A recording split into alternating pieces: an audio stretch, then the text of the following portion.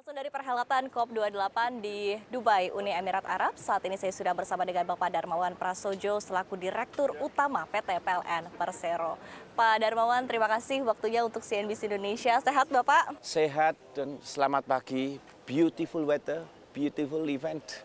Jadi sangat menyenangkan sekali. Sangat menyenangkan, apalagi kalau kita lihat ya agenda PLN di COP28 ini juga luar biasa ya Bapak ya. Kita melihat kerjasama-kerjasama yang sudah dilakukan, kemudian suara yang disampaikan kepada publik juga Bapak. Nah tapi mungkin kita bisa kembali ke inti utamanya adalah berkaitan dengan kehadiran PLN di COP28 ini. Ada begitu banyak suara, sekali lagi sudah disuarakan. Seperti apa Anda melihat ataupun juga memaknai kehadiran di COP28 ini Bapak? COP28 ini adalah suatu event yang sangat spesial, di mana bahwa bumi memanas dan itu disebabkan adanya emisi gas rumah kaca. Nah, apakah ini permasalahan Indonesia saja? Apakah ini permasalahan Eropa saja? Apakah ini permasalahan dari United States? Apakah ini hanya Jepang? Ternyata bukan. Karena ini adalah permasalahan global. Kenapa? Karena emisi gas rumah kaca ini dihasilkan oleh seluruh negara. Bukan hanya satu negara, tapi oleh seluruh negara. Maka untuk menghadapi permasalahan pemanasan global atau global warming ini harus juga diselesaikan secara bersama-sama. Tidak bisa dalam kondisi sendirian. Maka inilah yang disebut dengan global warming, bukan local warming, tapi global warming. Maka dalam rangka menyelesaikan persoalan secara global, dibuatlah suatu forum yang global, yaitu COP28 ini yang ada di Dubai. Nah, maka dalam proses ini kami bangga sekali bahwa pemerintah, Presiden Joko Widodo, di sini ada Kementerian SDM, ada Kemenko Marves, dari LHK, dari BUMN, semuanya hadir, dari Kemenko Perekonomian, semua hadir di sini. Dan kami dalam rangka menjalankan tugas transisi energi dalam bidang kelistrikan, tugas itu ada di PLN. Nah itu dia Bapak, sebetulnya pertanyaan Bapak bagi masyarakat Indonesia ya. Karena listrik adalah kebutuhan fundamental, kebutuhan utama masyarakat Indonesia. Tapi di satu sisi memang tentu ini upaya untuk transisi energi harus diinisiasi dan harus dilakukan secara fundamental, utamanya dilakukan oleh PLN. Seperti apa caranya Bapak? Pertama adalah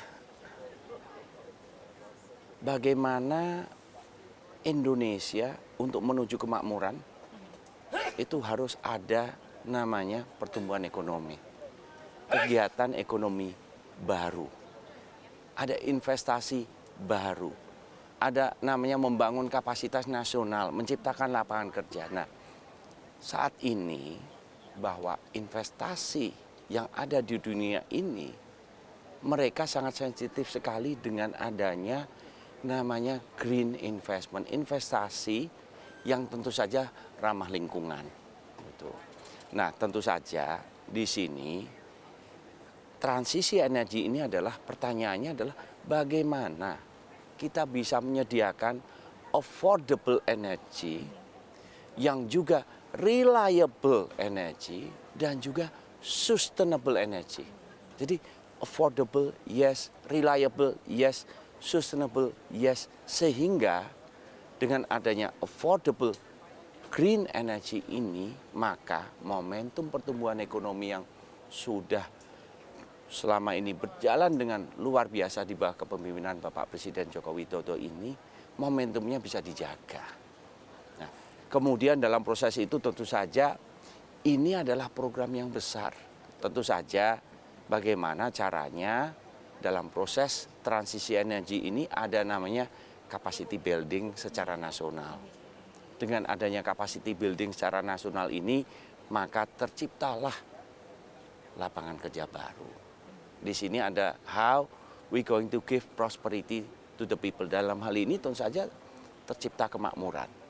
Dan ada juga memerangi kemiskinan dan lain-lain. Tetapi di saat yang bersamaan bagaimana kita bisa menjaga kelestarian dari lingkungan hidup, mengurangi emisi gas rumah kaca, ini dalam satu paket. Jadi kalau kita menyebutnya bahwa at this very moment we are entering a critical phase of the transition of energy. Apa yang disebut dengan critical di sini? Karena mengubah fundamentalnya Ini ya Bapak. mengubah fundamental, ini mengubah cara pandang, cara bekerja. Baik, Pak Darmawan, tadi satu poin yang sangat penting Anda sampaikan berkaitan dengan accessibility begitu ya, seperti apa energi baru terbarukan ini bisa lebih bisa dirasakan oleh masyarakat begitu ya, bisa didistribusi, apalagi mungkin dari sisi berkaitan dengan harga ya Bapak. Kalau kita lihat memang kita ketahui bahwa batu bara ini sendiri merupakan sumber bauran energi yang cukup murah, dan ketika kita compare dengan energi baru terbarukan yang membutuhkan biaya investasi yang besar, technical issue juga masih menjadi sebuah tantangan. Seperti apa akhirnya Anda bisa menyelesaikan ataupun juga strategi yang dimiliki untuk menyelesaikan permasalahan-permasalahan ini sehingga akhirnya tadi berbagai tantangan ini bisa terjawab begitu. Dulu, 5 tahun lalu, 7 tahun lalu, kalau kita berbicara energi murah, ya kotor. Batu bara dulu yang termurah. Kalau kita lihat per KWH-nya sekitar 5 sampai 5,5 sen. Nah, bagaimana dengan energi baru terbarukan? Kita masih ingat lelang pembangkit listrik tenaga surya 2015 sekitar 26 sen. Batu bara sekitar 5,5 sen. Jauh lebih mahal. Kemudian kita lelang lagi PLTS di tahun 2018 sudah turun menjadi 9 sen. Tuh. Saat ini kita lelang sudah turun ke 4,5 sen per kWh. Jadi juga penurunannya luar biasa. Kita juga melelang energi tenaga angin gitu ya. Di tahun 2018-2019 antara 11 sampai 12 sen. Kita membangun lagi kira-kira 5 bulan yang lalu sudah turun menjadi 5,5 sen. Jadi kita melihat bahwa humankind, karena yang menghadapi perubahan iklim ini adalah humankind, innovates. Jadi peradaban manusia ini berinovasi. Dan inovasi ini muncul karena suatu necessity. Untuk renewable energy itu membutuhkan namanya battery energy storage system. Karena apa? Karena ada itu sebutannya intermittent atau ada fluktuasi bergantung dari cuaca. Pembangkit listrik tenaga surya jam 8 pagi mulai naik, jam 2 mulai turun. Pada waktu naik tentu saja harus ada keseimbangan, pada waktu turun harus diseimbangkan lagi agar sistemnya tetap stabil begitu. Nah, maka perlu battery energy storage system. Hari ini apakah sudah murah? Harganya 12 sen per kilowatt hour. Mahal. Tapi kita harus melihat dari sudut pandang lain. 5-6 tahun yang lalu harganya sekitar 35 sampai 40 sen. Artinya memang sudah ada penurunan yang cukup signifikan ya Pak 12 sen bukan murah.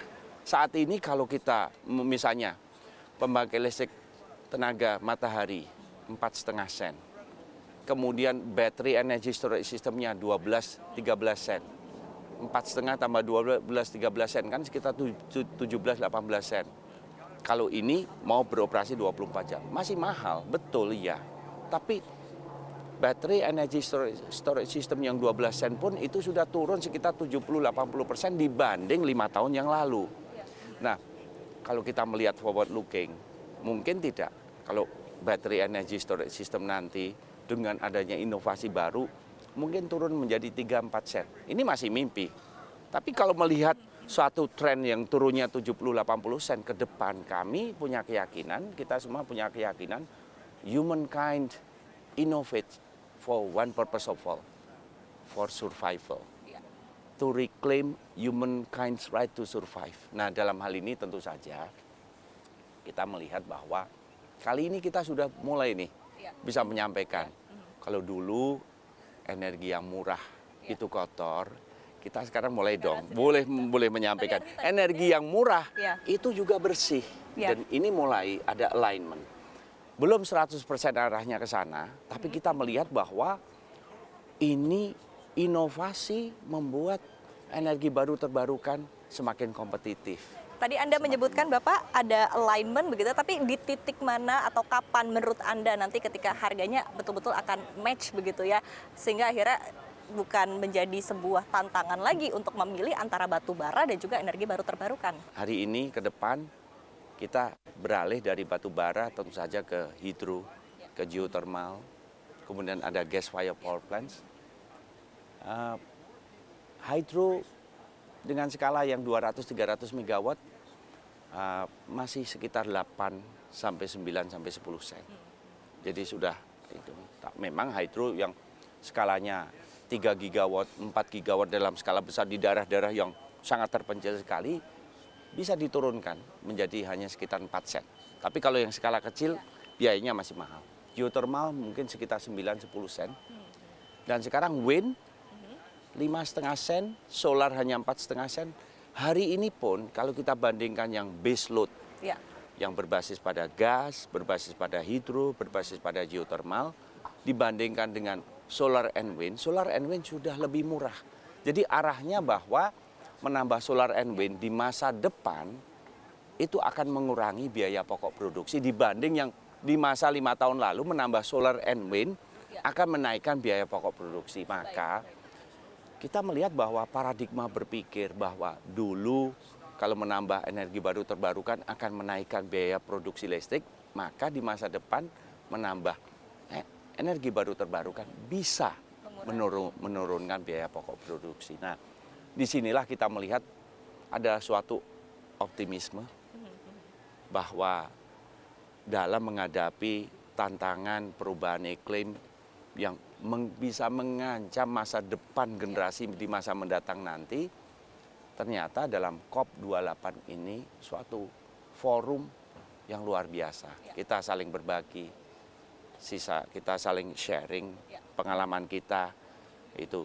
challenge-nya apa, pitfalls-nya apa, success story-nya apa. Sehingga dalam hal ini terbangun suatu kolaborasi, partnership.